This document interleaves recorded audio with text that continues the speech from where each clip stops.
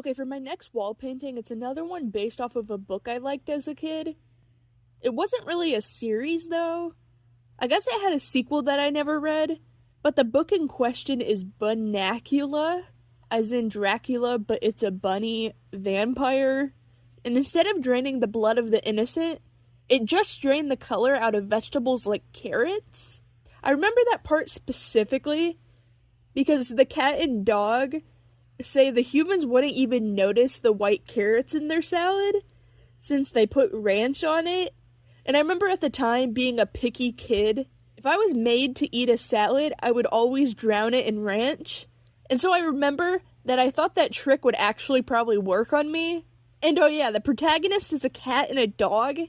And I think the cat is supposed to take on the role of Van Helsing from the original book and kind of becomes the vampire hunter in the story. Convinced that while he's only targeting vegetables now, but was most likely plotting to eat the other pets and humans.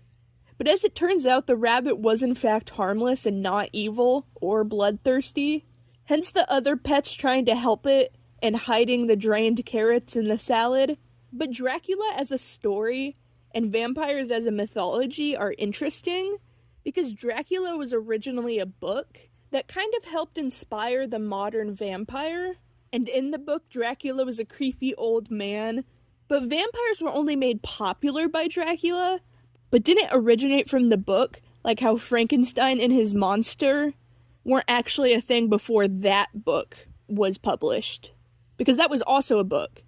Vampiric blood-sucking creatures have been around for thousands of years, but I think Dracula was one of the first to turn the idea of a vampire into a character and not just a mythos. It's interesting how much horror media comes from books, not just the classics like Dracula or Frankenstein, but also think about all the movies based off of Stephen King's books. Bunnicula isn't a horror though.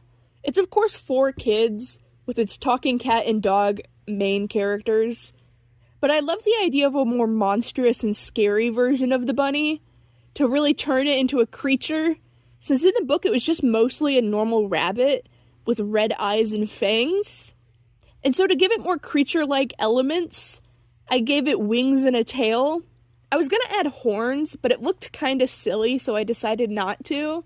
But the reason I did it this way, other than me just liking mixing dragons with other random animals, is that if I remember correctly, Dracula can be translated to son of the dragon, aka son of the devil, because again, the original Dracula was evil, so I tried to make it kind of look like a demon bunny, and I like how its wings kind of look like a vampire's cape. I was thinking of trying to make it look more feral and more hare-like, but the bun in bunnicula implies a domestic bunny, and the one in the story was a pet.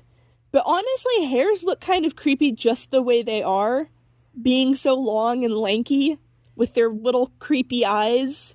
I also thought about doing a full moon, because for a second, I thought that vampires only came out under the full moon, and I kind of forgot that that's werewolves. But vampires are also kind of creatures of the night, hence the nighttime painting. I wanted to make it flying over something.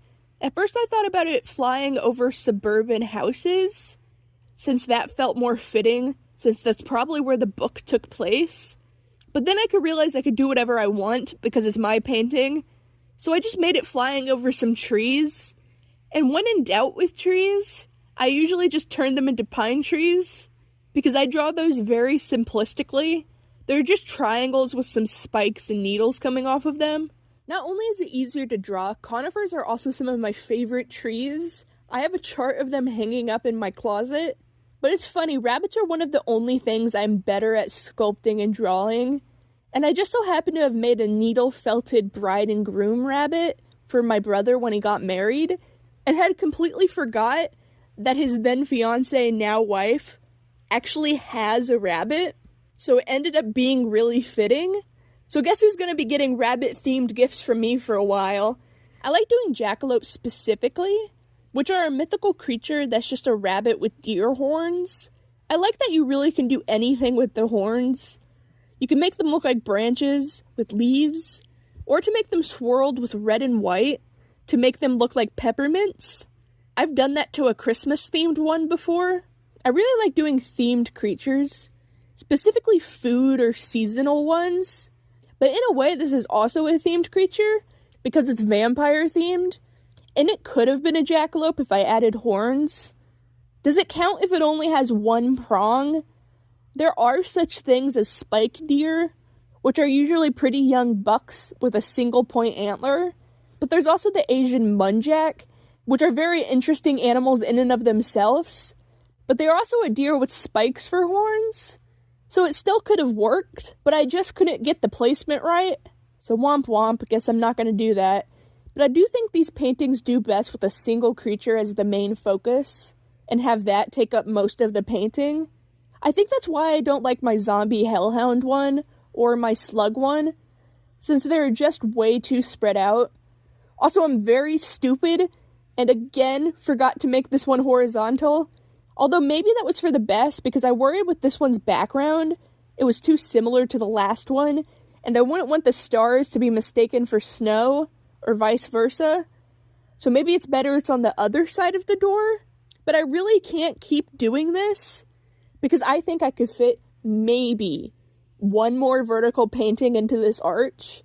But if I mess up after that, and make another vertical one, I'm not sure where I'd put it, since I have plans for the rest of my walls that aren't just paintings, since I'm kind of worried that will get stale. So hopefully moving forward, I will actually remember what I need to do and make it horizontal. But all in all, I like this creature painting. Maybe when I'm done, I can rank all the paintings based on my favorites. I don't know which one I like the most, but I definitely know which ones I like the least. That being the slug and zombie hellhound ones. Maybe I could redo them after I get the rest of my walls sorted out, but that would probably take a long time.